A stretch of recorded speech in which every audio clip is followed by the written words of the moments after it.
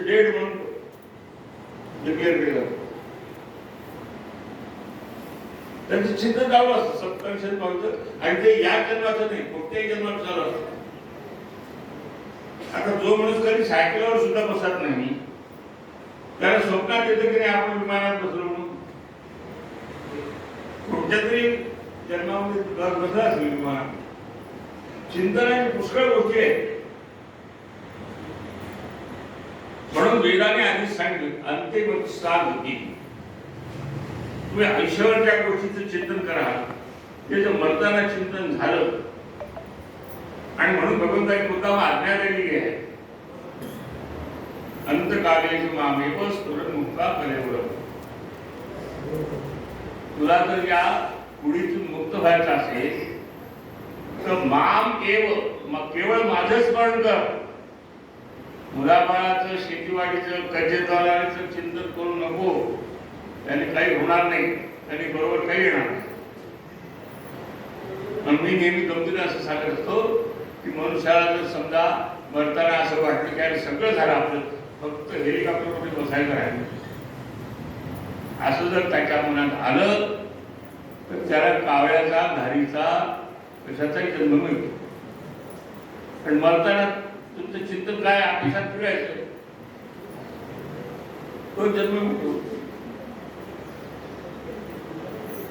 मग खर्चामध्ये ज्याचं गाणं राहिलं त्याला भटकाचा जन्म मिळतो. दराडा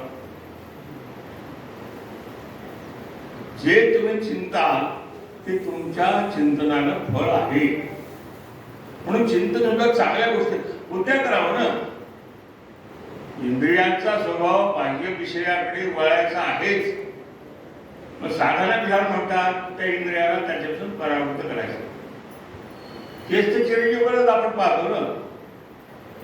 चिरंजीव पदामध्ये काल आपण ज्या काही 10-12 ओव्या पाहिल्या, तो उत्तरार्धाचा आम्ही फक्त स्मरण करणार आहे, कारण सगळं वाचून दुसऱ्या आपला बराच वेळ आहे. 3 गोष्टी महत्वाच्या आहेत. एषणात्रय ज्याला म्हणतात, लोकेषणा, वित्तेषणा आणि दारेषणा. लोकेषणा म्हणजे मी मोठा प्रवचनकार आहे, मी मोठा कीर्तनकार आहे, मला लोकांनी मोठं म्हणावं, मी मोठा चांगला वक्ता आहे. तर मी ज्याला वाचता सुद्धा येत नाही थोडासा, मंत्रिपदावरून सेक्रेटरीने निघून दिलेलं भाषण सुद्धा वाचता येत नाही, त्याला असं वाटतं की लोकांना काय रावसाहेब तुमचं भाषण फार चांगलं होतं त्यांचं.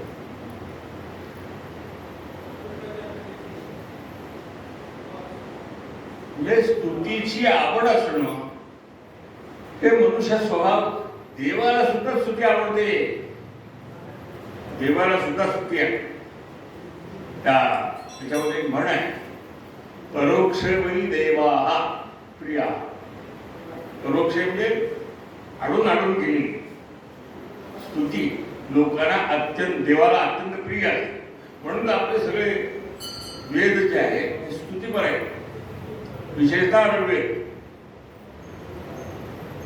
आणि सामवेदा सुद्धा स्तुतीपर करूनच गायलेली आहे. जीवनाचं तत्व आहे, नाही असं नाही, पण ते दुसऱ्या वेदांचे होते. यजुर्वेदामध्ये यज्ञ कसा करावा त्याचे मेथडॉलॉजी सगळी ती यजुर्वेदामध्ये, ते गद्यामध्ये आहे. अथर्ववेदामध्ये सगळे मंत्र आहेत, तुम्हाला जे साध्य करायचं आहे ते मंत्र आहे. आणि ऋग्वेदामध्ये केवळ तत्वज्ञान, आणि तत्वज्ञान म्हणजे स्तुतीपरच आहे. आणि तो विषय खूप मोठा आहे. कधीतरी आपल्याला चिंतन करायला अर्थात महिनाभर मिळालं तर आपण त्याच्यावर चिंतन करू. मला काय म्हणायचं आपल्याला, आपल्या मर्यादित जीवनाच्या कालावधीमध्ये आपल्याला यशस्वी आणि समाधानी जगून जर मुक्त व्हायचं असेल, अंतिम ध्येय काय आहे? मुक्तीच आहे. या विषयाच्या भोगामध्ये लिप्त होण्याची आमची इच्छा नाही, कारण इथे सुखाबरोबर दुःख आहे, सुखसंबंधाबरोबर पीडा आहे. इंद्रिय सावरता इंद्रियांचं हवं नको ते पाहावं लागतं. पोटाला भूक आहे, डोळ्याला धूळ दिली तरी खुपतं, कानात कधीतरी पाणी गेल्यानंतर तो ठणकतो, वगैरे वगैरे पुष्कळ. हे इंद्रियांच्या ज्या पीडा आहेत ना त्या सहन करताना आपल्या डोळ्यासमोर इंद्रियांनी मिळणारं सुख सुद्धा असतं, म्हणून आपण त्यांचे चोचले पुरवतो. म्हणून ह्या 3 ऐषणा ज्या आहेत, कारण लोकांनी सुद्धा घेतली की फार चांगलं वाटतं. लोक पुढे व्हावा महाराज काय तुमची वाणी बोलली, तुमच्यासारखं कोणीही बोलत नाही. खरं म्हणजे त्याच्यासारखं पोपट सुद्धा बोलतो. पोपटाला शिकवलेलं असतं आणि हा शिकलेला स्वयंभू कोणीच नसतं. प्रत्येकाला आपल्या पूर्वसुरींचं चिंतन करावं लागतं. कोणीतरी संतांचं मार्गदर्शन बघतो, आई वडिलाचं बघतो, गुरुचं बघतो, कोणाचं तरी बघतो. मार्गदर्शन घेतल्याशिवाय त्याला काहीही करता येत नाही. आता तुम्हाला कशाचं शिक्षण करायचं आहे आणि कोण प्रकर्षाने दाखवायचं आहे त्याप्रमाणे तुम्ही शिक्षण घेता. गाण्याचं असेल, वक्तृत्वाचं असेल, शास्त्राचं असेल किंवा टेक्नॉलॉजीचं असेल. कोणाला तरी विचारल्याशिवाय उपजत ते शिक्षण मिळतं असं कधीही शक्य होत नाही. जरी एखाद्याला उपजत असलं तरी त्याचा तो मागच्या जन्मीचा अभ्यास असतो.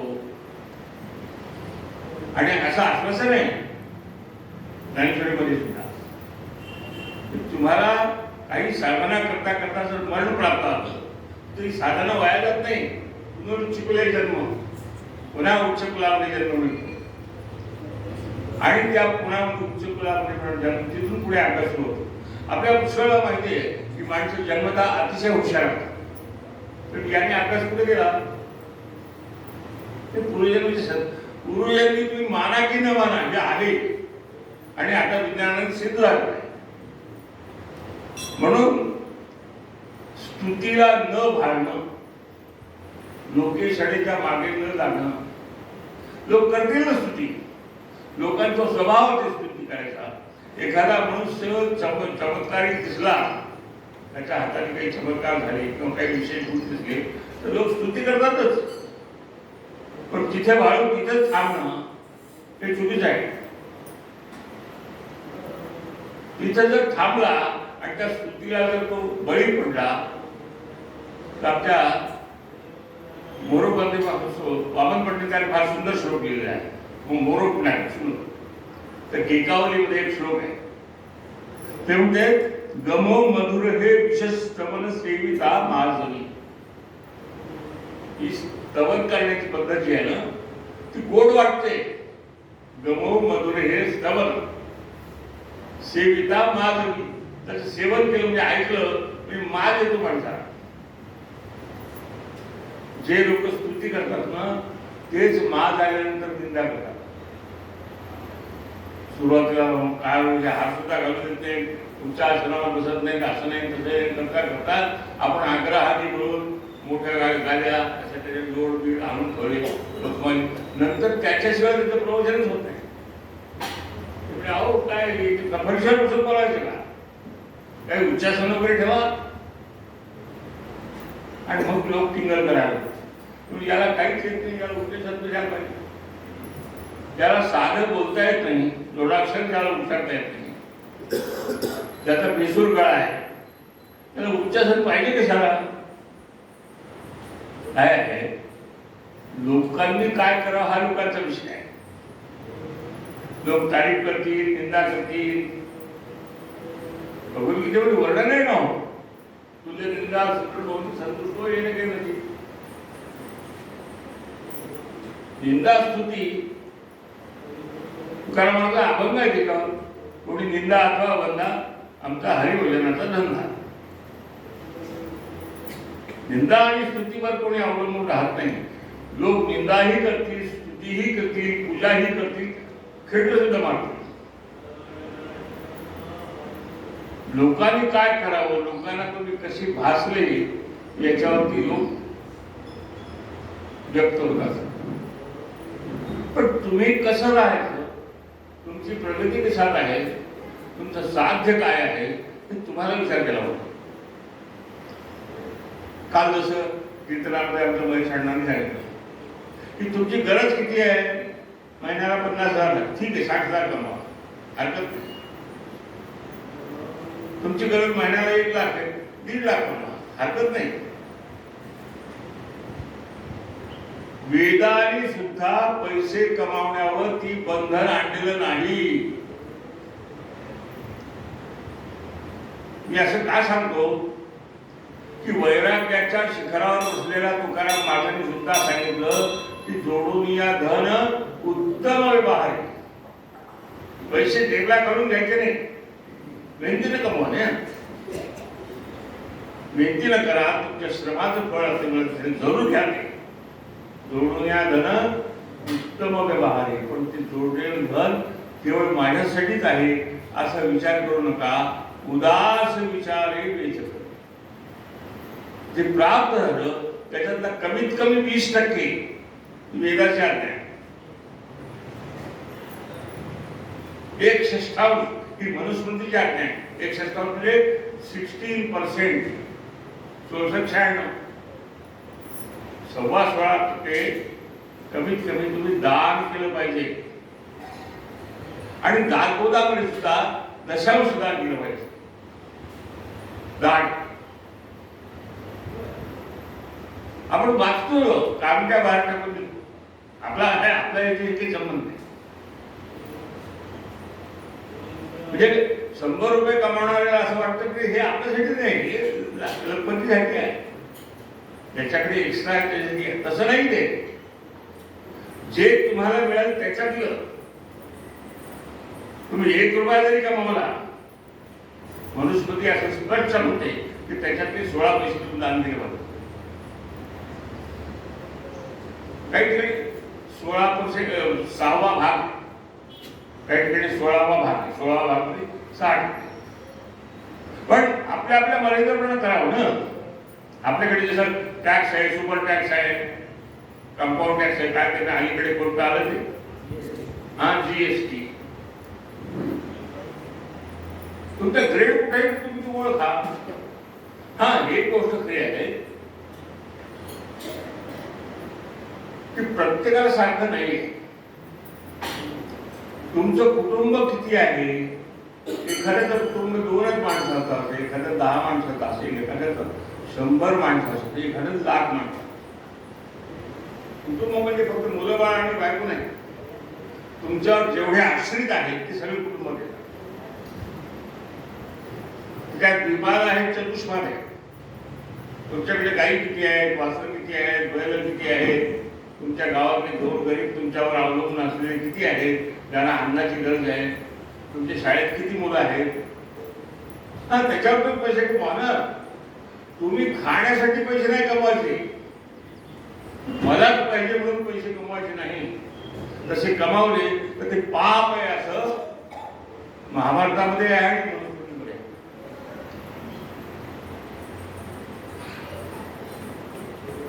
यावत भियेत जठरम असं म्हटलं.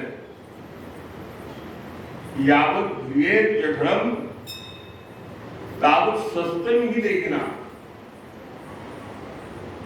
अधिकम योभिमन्येत सस्तेन दंडमर्हति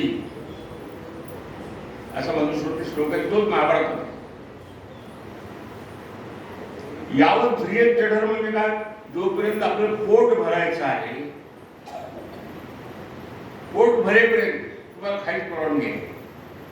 पोटाच्या वर तर कोणीच खाऊ शकत नाही. किती शक्तिमान असला ते मी उद्यासाठी ठेवतो, उद्याचं उद्या करू ना. आता तुला जेवढं करून घेऊ तेवढं नाही, आजचं थोडं, उद्याचं थोडं, 2 दिवसात, आणि पुढच्या महिन्यात लागेल पुन्हा. लोक 7-7 पिढ्याचे धन जमा करतात.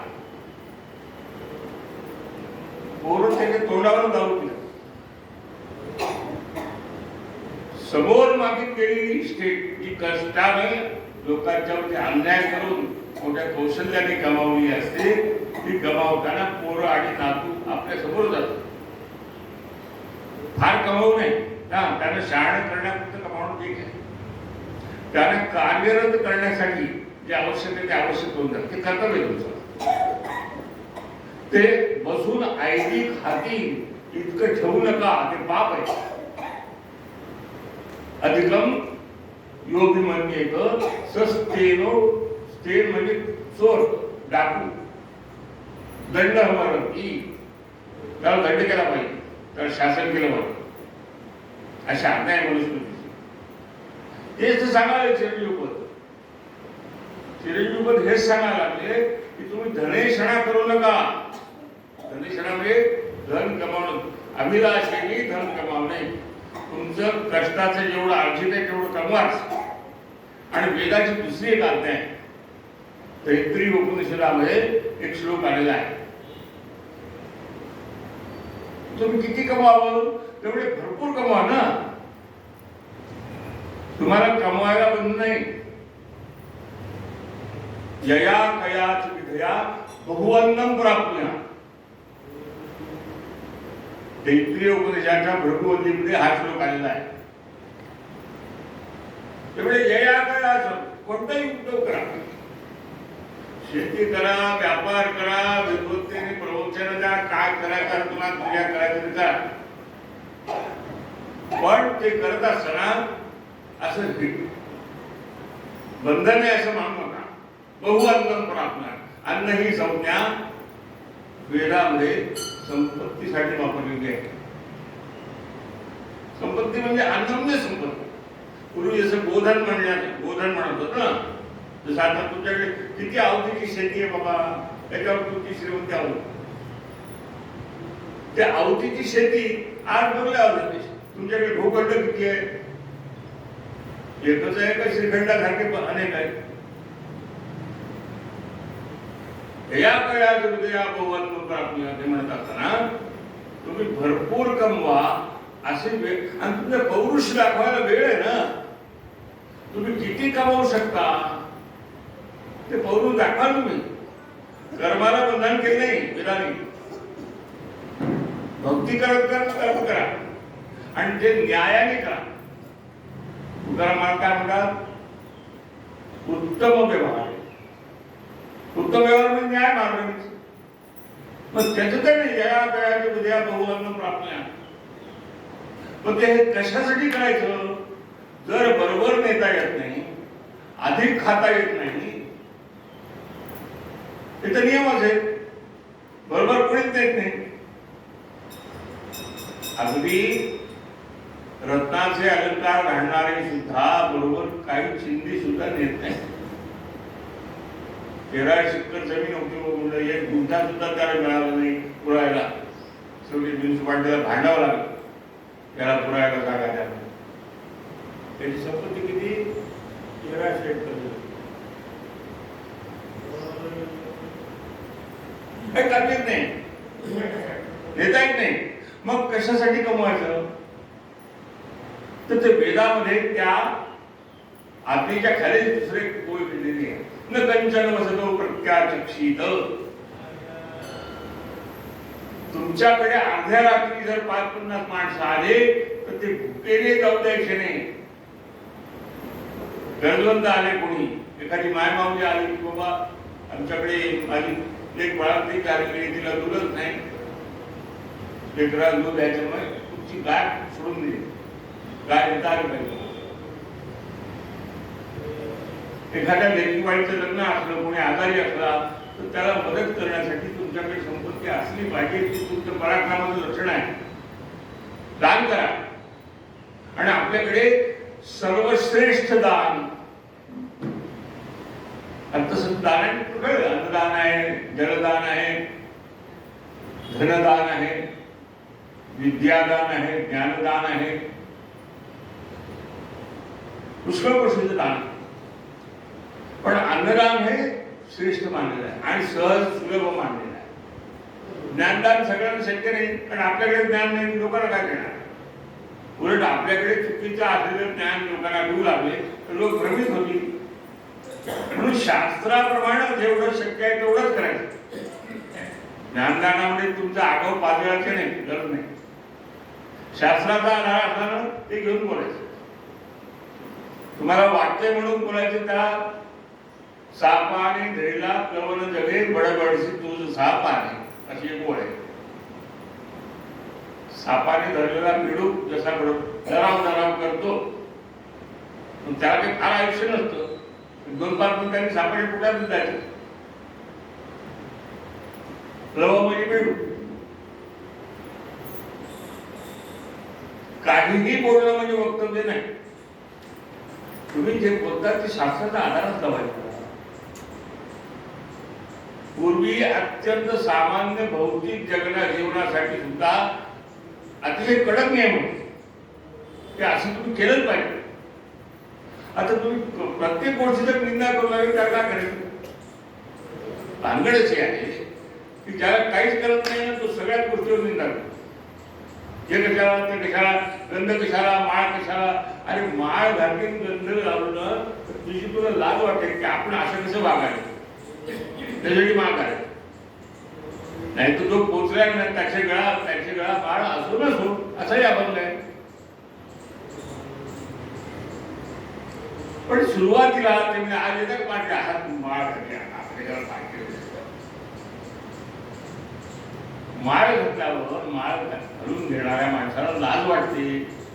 आता ज्याला लाजच वाटत नाही त्याला नमस्कार आहे. जो निर्लज्ज आहे त्याला नमस्कार. पण माणसाने वागावं कसं?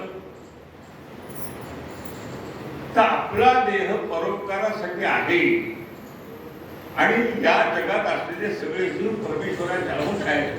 त्यांची सेवा म्हणजे परमेश्वराची सेवा, जनतेची सेवा म्हणजे जनार्दनाची सेवा. यासाठी देह झिजवणे आपण म्हणतो की नाही.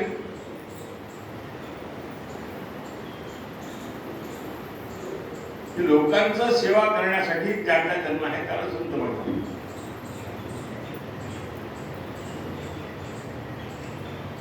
संत म्हणजे संत आहेत त्यांना दोन नाक आहेत, नाकात दोन शिरवे आहेत, कानाची दोन शिरवे आहेत, डोळे आहेत, त्यांच्याही गरजा आहेत. झोप लागते त्यांनाही हवं नको असतं, त्यालाही प्रकृती आहे. आपल्यापेक्षा वेगळे नसतात ते.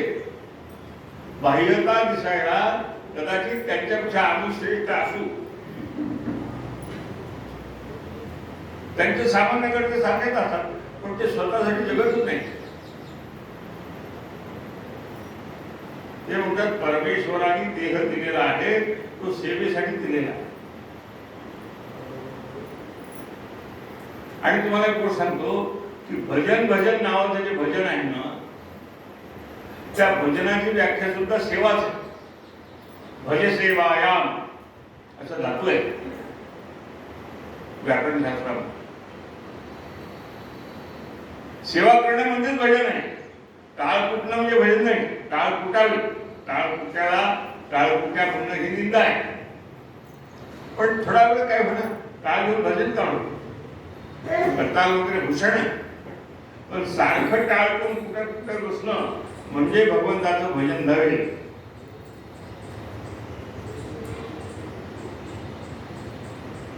कोण्याही जीवाचा न घडो मत्सर अशी ओळ आहे. विष्णुमय जग आपण आहे त्याचाही चुकीचा अर्थ केला लोकांनी. विष्णुमय जग वैष्णवांचा धर्म भेदाभेद भ्रम अमंगळ अशी जोड. तुम्ही लहान मी मोठा, तुम्ही आमच्या जातीचे मी आमच्या जातीचा, हा भेदाभेद नाही. हा भेदाभेद तर व्यावहारिक काय राहणार. या भेदाभेदाला कोणीही आज या अवस्थेत सुद्धा कलेक्टर आणि चपराशी वेगळं आहे की नाही. कलेक्टरची खुर्ची वेगळी आहे, वॉचमनची खुर्ची वेगळी आहे, ड्रायव्हरची खुर्ची वेगळी आहे, आत बसणाऱ्या कम्फर्टेबल सीटवर बसणारा प्रवासी सगळ्यांनी जर नाही मी ड्रायव्हर म्हणजे जमेल का? मीच कलेक्टर होईल म्हणून जर चपराशाने सांगितलं जमेल का? व्यवहारामध्ये व्यवस्था लावून दिलेली आहे त्याच्यामुळे हा भेद राहणारच. हा कोणीही नष्ट करू शकते. गाय गाय आहे, घोडा आहे. तुकाराम महाराजांचा अर्थ असा की विष्णुमय जग वैष्णवांचा धर्म याचा अर्थ असा की विश्वम विष्णुर्वषट्कार भूत भव्य भवत. हे विश्वामध्ये संपूर्णपणे विष्णूच भरलेला आहे. उपनिषदानं वर्णन केलं आहे. ईशावास्यविलम सर्वं यत्किंचित् जगत्यां जगत् तेन तथ्येन भुञ्जताः मा गृधः कश्चित् धनम्. हे जग आहे ना हे सगळं विष्णूच आहे. असं म्हणतो की नाही आपण, आणि ते खरं आहे की नाही?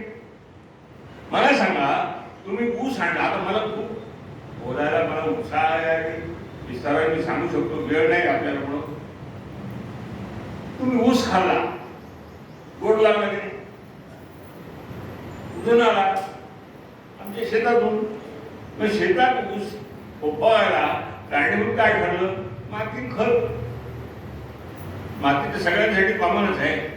ऊसाला पण थोडं काय सोनखतच म्हणतात ना त्याला, ते टाकलं. आता ते कशाचं होतं त्याचं वर्णन करायची गरज नाही.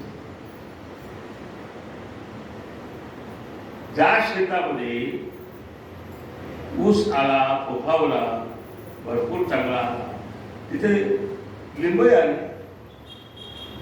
लिंबोडीचे लिंब, संत्रे आले, वांगे आले, मिरच्याही आल्या. आता हे सगळं मातीतूनच मग उगवलेलं असल्यावर तुम्ही जर म्हणाले मूळ म्हणून मातीच खाल्लं नाही तर नाही, आलं कुठं? पाणी, हवा आणि माती हे तीनच पोषक द्रव्य आहेत की नाही? आता त्या मातीमध्ये खत पीक मिसळलेलं असेल ते खत तर सगळ्याच याला लागतं. कोणत्याही झाडाला खत लागतं. लिंबाच्या लागतं, आंब्याच्या लागतं, संत्र्याच्या लागतं, मिरचीला लागतं. तुम्ही माती खातात का? खाऊ शकता का? खाल्ली तर पचते का? त्याचा अर्थ विष्णुमय. विष्णुमय म्हणजे काय? विष्णूकडे सगळंच आहे. मीच नटलेलो आहे सगळं. निमित्त कारण आणि उपादान कारण वेदांताची परिषद आहे. ज्याला रणांगुलीचं ज्याने ऐकले असेल त्याला माहिती असेल. परमेश्वर हाच निमित्त कारण आहे आणि परमेश्वर हाच उपादान कारण आहे. आता तुम्हाला याचे फोड सांगतो, टेक्निकल शब्द जे आहेत त्याची फोड सांगतो. निमित्त कारण म्हणजे कुंभार आणि उपादान कारण म्हणजे माती. घडा निर्माण करण्यासाठी नुसती माती असून चालते का? तेवढे माठ विकत राहण्याचा आपली शेतात माती आहे ना म्हणजे माती कुठे आलेला होतं का? मातीत पाणी कशासाठी ठेवता येईल? त्याला घडा पाहिजे. घडा तर मातीचा राहतो, मान्य ना. घडा मातीचा असतो, मान्य आहे. पण तो घडा घडवणारा कोणतरी असावा की नाही? घडा घडवणारा जो आहे तो निमित्त कारण. आणि घडा ज्याचा घडतो ते उपादान कारण. मग भगवंत ज्याला आम्ही विष्णू म्हणतो, ज्याला परमात्मा म्हणतो, ज्याला ब्रह्म म्हणतो, ते निमित्त कारण आणि उपादान कारण दोन्ही आहे जगतात. म्हणून विष्णुमय जगत वैष्णवांचं अशा अर्थाने भेद ब्रह्म अमंगळ. विष्णू वेगळा आणि मी वेगळं असा भेद करणं हा अमंगळ आहे असं तुकाराम महाराजांचा सल्ला आहे. कृपा करून विचार करा. ते म्हणजे आमचे हे चक्राचे खरे ब्राह्मण हे ठीक आहे. ब्राह्मणाचं काम करावं लागतं. शेतकऱ्याचं काम करावं लागतं. म्हणजे ब्राह्मण सुद्धा उपाशी मरतो. शेतकरी कनिष्ठ नाही तो. मनुस्मृतीने शूद्र म्हणून त्याचं वर्णन केलेलं आहे. त्याच्यामध्ये टिंगल करणारे महामूर्ख विद्वान अलीकडे निघाले. ते शूद्राच्या हातात सगळे उत्पादन आहे. शूद्र सोनार आहे, शूद्रच व्यवहार आहे, शूद्रच चाबार आहे, शूद्र शेतकरी आहे, शूद्रच कुंभार आहे, शूद्रच वारीक आहे. त्याचं वर्णन केलं. तो नसेल तर तुमच्या समाजाचं गाडं चालू शकणार नाही. म्हणून पद्भ्याम शूद्र आहे. तुम्ही चालायचं काम कसं करता? हाताने करता, तोंडाने. हा, तोंडाने लोकांना चालवतं. तोंडाने चालता येत नाही, पायाने चालावं लागतं. आता ते वेदाच्या याच्यात घुसल्यानंतर आपला आठवड्यावर त्याच्यावर चिंतन करा. ब्राह्मणोसे मुखमासित म्हणजे ब्राह्मणाचं बळ हा ते आहे माहिती, तोंडातच बळ. हे तोंडातच बळ असलेले ब्राह्मण आहे. काहीच नाही पाठ करायचं मंत्र, ते बाकीचं काही करू शकत नाही. बाहू राजन कृता फक्त ज्याला लढायचं माहिती आहे आणि त्यांनी लढलं पाहिजे. समाजाचं रक्षण करण्यासाठी ही व्यवस्था आहे, याच्यात उच्चनीतीचा भाव नाही. कृपा करून लक्षात घ्या. शूद्र सुद्धा अत्यंत श्रेष्ठ आहे गरजेच्या वेळेला. शूद्राशिवाय समाजच चालू शकत नाही. आता काय लोकांचं आहे का अनुभव तू कसा झाला कुठे बात करत बसता असेल. त्यांच्या नावी लागलेला आपल्या बुद्धीचा नाश आहे. इथं कोणी श्रेष्ठ नाही, कोणी कनिष्ठ नाही. प्रत्येक जण आपल्या आपल्या ठिकाणी ब्रह्माचा अंश आहे. मी जसं आणि आमच्या वेदाने जाते की न ब्रह्मात्म म्हणताना ते अमक्याने म्हणावं असं काही नाही. तो व्यापारी म्हणू शकतो, तो शूद्र म्हणू शकतो, शेतकरी म्हणू शकतो, ब्राह्मण म्हणू शकतो. आमच्या ऋषीमध्ये सगळीच यादी आहे. तो सगळा इतिहास सांगत होता तर संपूर्ण महाभारत सांगायला वर्ष लागले. पण तरी समजेलच याची खात्री नाही. लोक त्याच्यातून आडवा बुद्धीचा.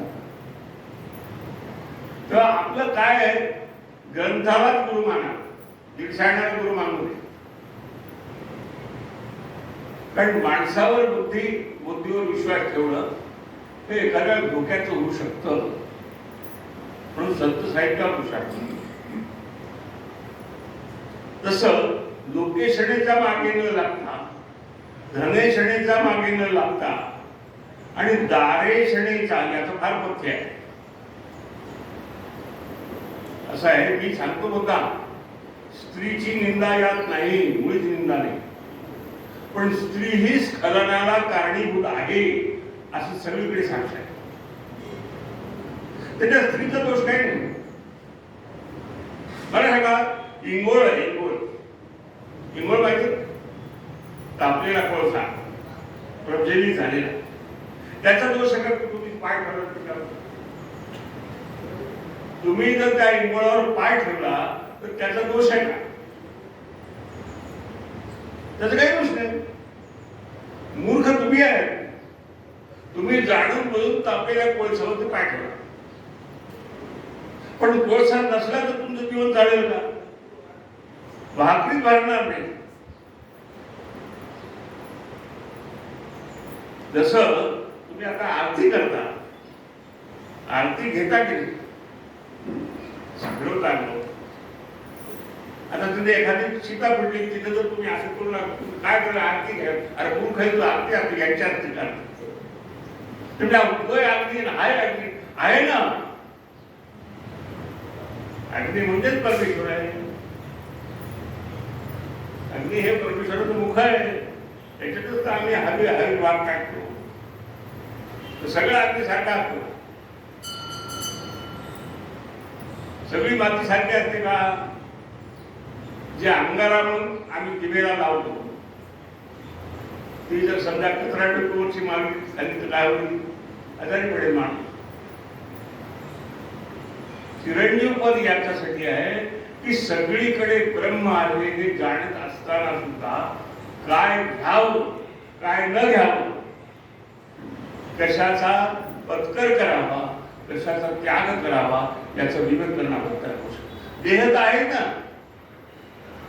देह जगवायचा आहे, रक्षणही करायचं आहे. देवाचे सोचले नाही प्रवास. सोचले करणं म्हणजे देहाच्या मागे जाणं. मी म्हणजे ना शरीर याचा अर्थ काय मला सांगा. आपण वाचतो ते आपण मोठ्या गौरवाने आपण भाषणामध्ये उल्लेख करतो. आपण तुम्हाला काय कळालं? देह आणि देही याच्यातला फरक जर कळला नाही तर काय होतं? अमेरिकेमध्ये एका ठिकाणी आम्ही जेवायला गेलो. आता तिथे बाकी सगळी सगळी व्यवस्था, पण आता कीर्तनकार म्हणून काही डेकोरम असतो ना, बाकी सगळे उठाने खायला लागले. मला म्हणजे महाराज तुम्ही तुमच्या टेबलावर जेव्हा टेबलावर नाही, तुमच्यावर एक स्वामी आहे म्हणतो. स्वामी सुधांशू म्हणून विरोध माणूस शिकापूरचे. आम्ही एका टेबलावर बसून जेवायला. आता आमचं सगळ्या लोक पिढ्या संस्कार असतो ना सवयवाल्याचा. तुम्ही त्याला फक्त इंग्रजीतून एक प्रश्न विचारला, स्वामीजी, हाऊ टू परफॉर्म युअर आचार इन चतुर्थाश्रम. चतुर्थाश्रमामध्ये तुमचा आचार तुम्ही कसा पाळता, ओळख जेवण वगैरे वगैरे. तर ते काय म्हणाले, श्री विष्णू माधव अत्यंत मलिनो देहो चात्यंत देही निर्मला. देह तुम्ही कितीही धुतला घासून विसून तरी देहातला मळ जातच नाही. अत्यंत मलिनो देव, त्याच्यात शेपूड आलं वगैरे वगैरे अजून काय घडून काय देहामध्ये किती धातू आहेत त्याचं सगळं चिंतन करावं. लक्षात देह किती घाण आहे. दुसऱ्याची लाळ जरी आपल्या अंगाला लागली तर सचैल आंघोळ करतो.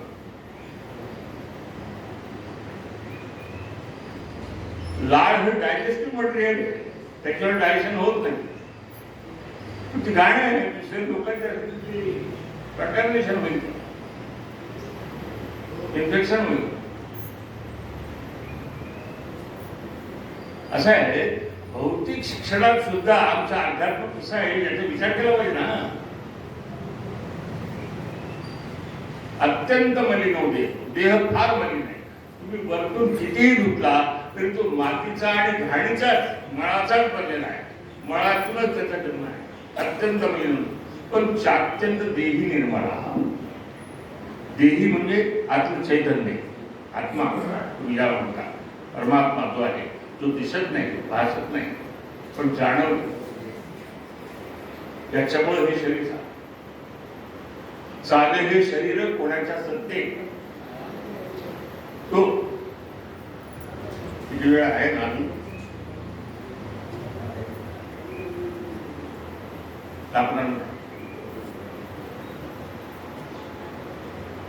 हे जाणलं पाहिजे. तुम्ही एखाद्या माणसावर प्रेम करता म्हणजे त्या देहावर प्रेम करता का? तसं जर असेल तर प्रेम खोट आहे.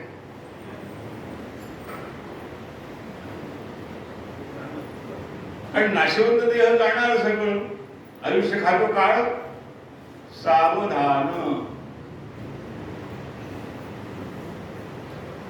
जो देह लहानपणी अत्यंत गोंडस दिसत होता, तरुणपणी अत्यंत ज्याला काय आपण मदनाचा पुतळा वगैरे वगैरे म्हणून, ते म्हातारा झाड निर्मळा पडल्यावर त्याच्याकडे पाव असं वाटत नाही. दात दिल्यावर असं होतं की देहावर प्रेम करताना, पण त्यावेळेला करा ना, त्याचे 32 दात पडल्यानंतर त्यावेळेला आकर्षक वाटत.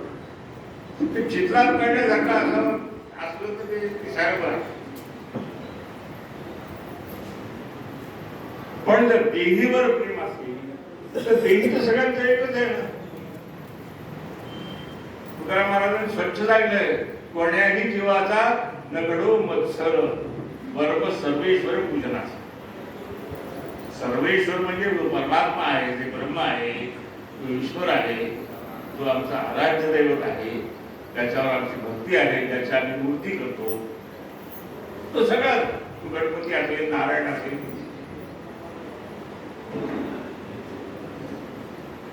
तो परमात्मा सर्वत्र भरलेला आहे. हे आम्हाला माहिती आहे, पण ते जाणवत नाही, म्हणून प्रतिमा करावी लागते. नाही तर मला सगळीकडे या खांबात परमेश्वर आहे, येतात परमेश्वर. आपण पुराणात वाचतो की नाही, नरसिंह कुठून प्रकट झाला? मूर्तीतून नाही प्रकट झाला, खांबातून प्रकट झाला. आम्ही अग्नीला नारायण म्हणतो, पाण्याला आम्ही माय म्हणतो, गंगा माय म्हणतो. गंगा काय, गंगा गंगेतू उपगात योजनानाम सतेरवी मुच्यते सर्वापैकी पापी. एवढं आठवण मला सांगा. आंघोळ करायला जायची गरज नाही, नुसतं म्हटलं तरी गंगाळात पाणी घेतलं. आता प्लॅस्टिकच्या बघितला गंगा गेलं कुठे, गंगा केव्हा स्मशान गेलं. प्लॅस्टिकच्या बकेटात पाणी जरी घेतला आणि पहिला तांब्या डोक्यावर टाकण्याच्या आधी तुम्ही काय म्हणलं, शास्त्राने सांगितलं गंगा गंगेतू पूजा, गंगा गंगा गंगा असं जरी म्हटलं तरी, आणि गंगा 100 योजन लांब असली तरी योजनानाम सदैरपि एक योजनेमध्ये 4 कोर्स, पण 400 कोर्स जरी लाभार्थी युगा तरी मुच्यते सर्व पापे. का?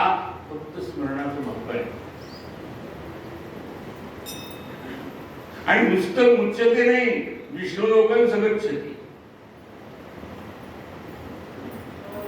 म्हणून खरे भक्त जे आहे, 2 मिनिटात मी सांगतो,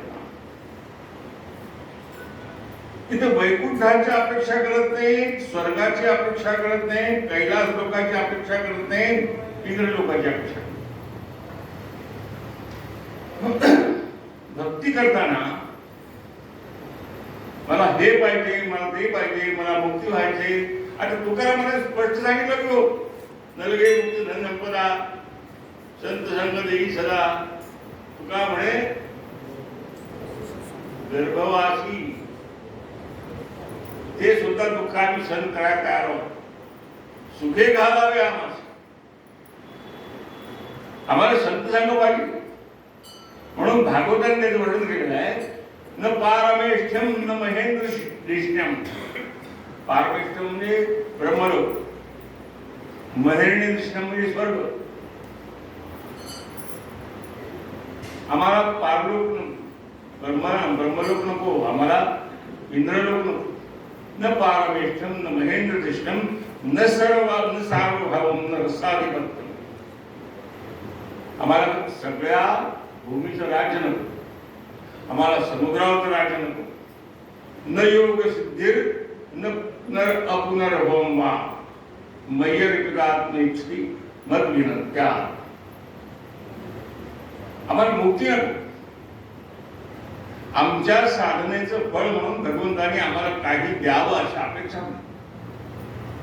भगवद्गीतेने 12व्या अध्यायामध्ये श्लोक वापर फार सुंदर श्लोक. आज तुमच्या आमच्या भरण्यात रोज आहे. अनपेक्ष सुचिर्दक्षः उदासीनो गतव्यतः. आम्ही जे विहित कर्म करतो, वेद विहित कर्म करतो, जे केलं पाहिजे अशासाठी आमचा जन्म आहे, ते करत असताना कोणतीही अपेक्षा ठेवत नाही.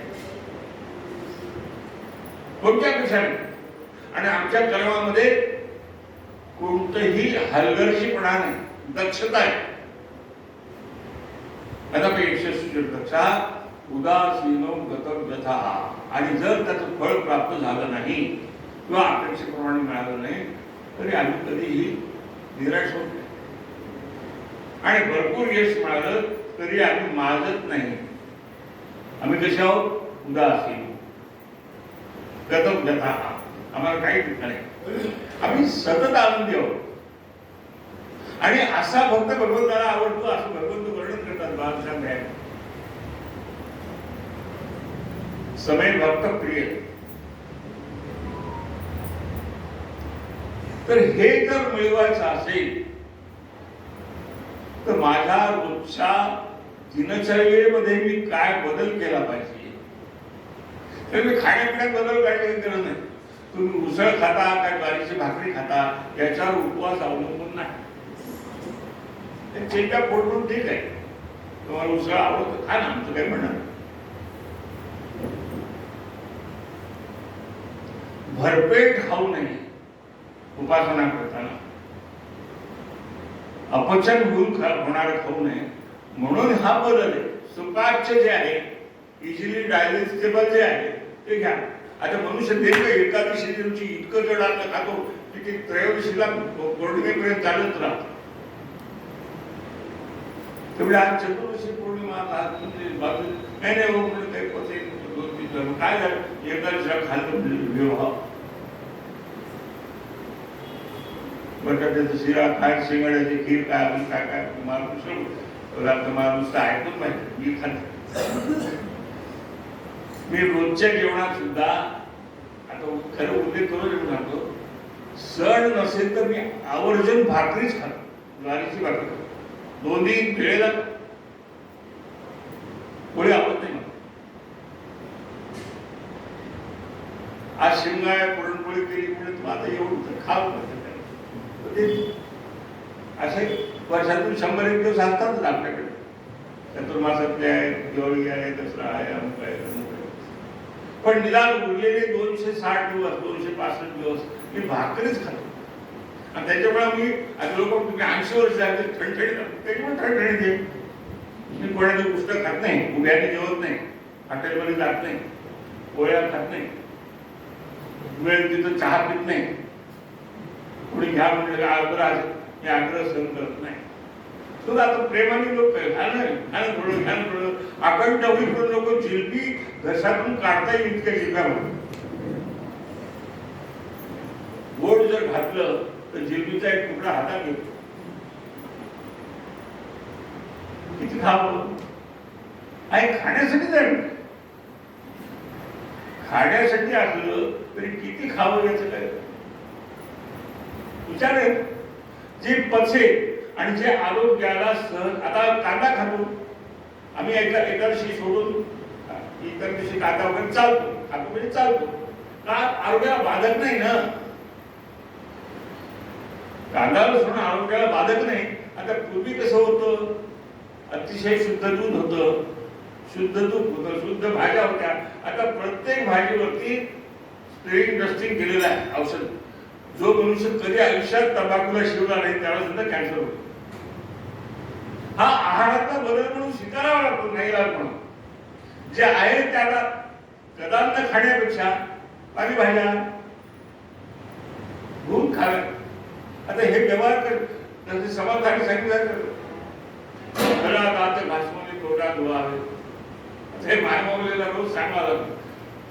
2-3 भाज्या धुवा बरं, तर ते नालीच्या पाण्यात धुतलेले आहे.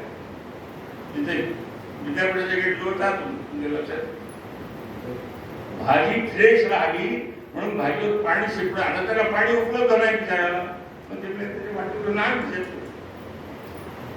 तर खालच्या नालीतलं वाटीवरून पाणी आता पाणी सुद्धा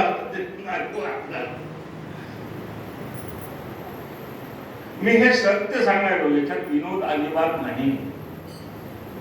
तुम्ही चौकात जा की वसंत रोडला जा, सारखं दृश्य आहे.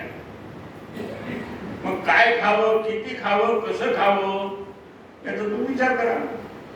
शास्त्राने सगळ्या गोष्टी सांगितलेल्या आहेत. तुम्हाला जर पाळायचं असेल तर शास्त्राकडे गाडीवर समजेल. तुम्ही काय केलं पाहिजे आणि काय नाही केलं पाहिजे एवढं शास्त्राला विचारून जर वागला तर तुमचं कधीही अकल्याण होणार नाही. भौतिक होणार नाही, अधिभौतिक होणार नाही, आध्यात्मिक होणार नाही. आणि मग तुम्हाला चिरंजीव पद प्राप्त होईल.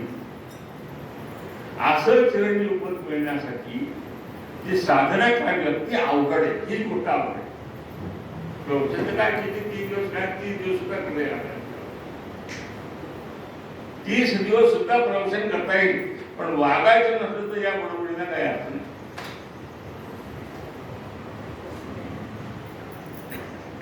आणि लोकांना आपण त्यांच्याकडे असं धडा घालून दिलेला बोले त्याची बोले त्याची वंदाळी पाहून दे म्हणून आमचं पडणं काय अर्थ आहे. आम्ही सगळे 100% पळतो. आम्ही पाहू शकत नाही का? मर्यादा आहेत ना सगळ्या. तुम्हाला लोकात बसायचं असलं तर लोकांसाठीच वागावं. आता इथं आम्ही परांत घेत नाही, बाहेर गाव गेल्यावर परांत घेत नाही म्हणून सांगितलं उपाशी मारावं लागतं. पण बाहेर गाव जावं लागतं. गावात मी कोणाकडेही लग्नाला, मुंजीला, वास्तूला, जेवायला आलं कुठेही दाखवा काही जात नाही. अगदी नातेवाईक सुद्धा. तुम्हाला आश्चर्य सांगतो, इथं पूर्व आहे की नाही मला माहिती, शंकरच्या लग्नात मी जेवलो नाही घरी. शंकरच्या बहिणीच्या लग्नात मी घरी जेवलो नाही. लोकांना माहिती असेल आमचं जेवण केलं. कारण काय आहे, मला ते 16 वेळ गेलं चुलीत, त्याच्याबद्दल आपल्याला विचार करायचा नाही कारण कोणीच पाळत नाही. पण हॉटेलमधला लग्नातला स्वयंपाक कोण करतं आणि कसा करतो हे तुम्ही एकदा प्रत्यक्ष पहा. मग एकदा मला भाष्य करायची गरज होते. असा करतो ना असं करतो, तंबाखू सोडून त्याच हाताने तुम्हाला वर्ण वाटतो, भाजी वाटतो, काय कशाला हा अटळ असेल तर जगण्यासाठी आवश्यक आहे ते. मग तुम्ही आलू बोंडा खा, चकोरी खा, काय कचोरी खा, चकोरी काय म्हणतात त्याच्यावर आमचं काय आक्षेप. पण तुम्ही नसताना रोज उठून संध्याकाळी घरची चांगली पवित्र भाकरी उडून ती गोलगप्पे काय म्हणतात पाणीपुरी. पाणीपुरीचं वर्णन काय आलेलं आहे. आपण आता थोडं जाणून घ्यायची इच्छा केली पण आपण डोळेझाक करतो बुद्ध्या आणि आपल्यामुळं पोरं बिघडतात. ही पोरांना अजिबात दोष होत नाही. आम्ही टीव्ही पाहतो, मोबाईल पाहतो म्हणून पोरं पाहतात. आम्ही गोलगप्पे खातो, पोरं आता गप्पा खातात आता दुसरं सगळं. तर असं सगळं आहे. याच्यासाठी चिरंजीव पद पुन्हा पुन्हा अभ्यासलं पाहिजे. हरिपाठ म्हटला पाहिजे, संध्या केली पाहिजे. ज्याला आवश्यक आहे त्याची उपासना सांगितली कारण मराठी लोक म्हणा त्याचं काही कल्याण आहे. मी प्रतिज्ञाने सांगतो सगळं संत वाङ्मय ज्याला वाचणं शक्य नाही त्यांनी चिंतनपूर्वक हरिपाठ आणि मनोबोध दोन गोष्टी वाचल्या तरी तिथं उदाहरण. हरिपाठ अध्यात्म पातळीवर वर आहे आणि मनोबोध जो आहे तो प्रापंचिक पातळीपासून आध्यात्मिक पातळी दोन्ही आहे. प्रापंचिक आहे आध्यात्मिक आहे. 205 श्लोक म्हणायचे आहे. जास्तीत जास्त 25 मिनिट अर्धा तास म्हणा. आम्ही तो प्रयोग केलेला आहे. चिंतन ठेवा रोज. काही वाचायची तुम्हाला गाथा वाचायची गरज नाही, ज्ञानश्री वाचायची गरज नाही, दासबोध वाचायची गरज नाही. रोज मनाचे श्लोक वाचा, रोज हरिपाठ आणि दिवसभर रामकृष्ण हरी रामकृष्ण निदान चिंतन करत म्हणा. काही तुम्हाला तुमच्या यज्ञ करायची गरज नाही, पारायण करायची नाही, तीर्थयात्रा जायची गरज नाही. हेच चिरंजीव पद आहे. सुंदरी बोधे हरी सद्गुरु ज्ञानेश्वर तुकाराम महाराज. जय जय रघुवीर समर्थ नमः पार्वती परे हर हर अवधूत चिंतन श्री व्यंकटरमणा. मला जसा समजला चिरंजीव पदाचा पाठ तसा मी समोर ठेवलेला आहे. त्यात संपूर्ण अर्थ आला असा माझा दावा नाही. मला ओळखणे जास्तीत 42 ओळ आहेत. त्याच्या शेवटच्या पानावर छापलेले आहे. माझ्याकडे जर टीका होती आपली टीका कुठे गेली पण आम्ही आपण सांगितलं मला समजलं. महाराजांनी आपल्या सर्वांना चिरंजीव पद विस्तृतप्रमाणे सांगितलं आहे. त्याप्रमाणे वागण्याचा सुद्धा आदेश दिला आहे. माझं भक्त मंडळ आपण कृतज्ञ आहे. तर श्री नंदुरबार महाराजांचा सत्कार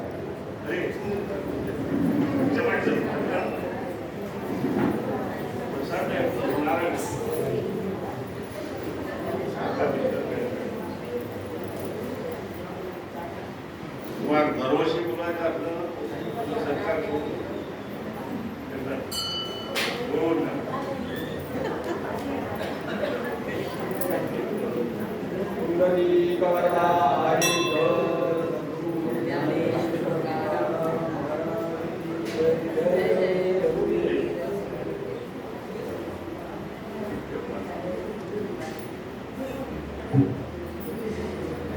दर्शन घ्यावं. दर्शनानंतर ताबडतोब आपलं पारायण सुरू होईल. पारायणाची समाप्ती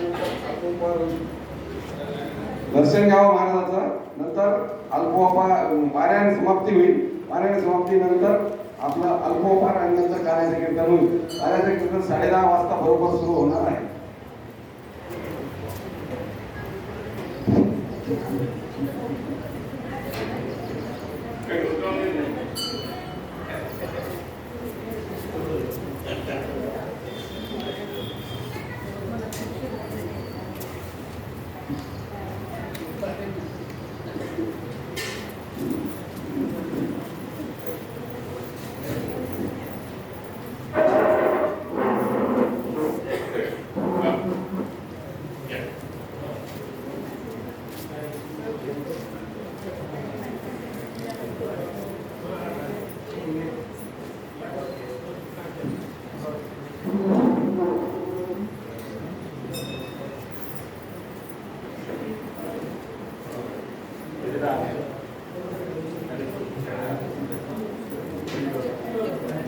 आणि काय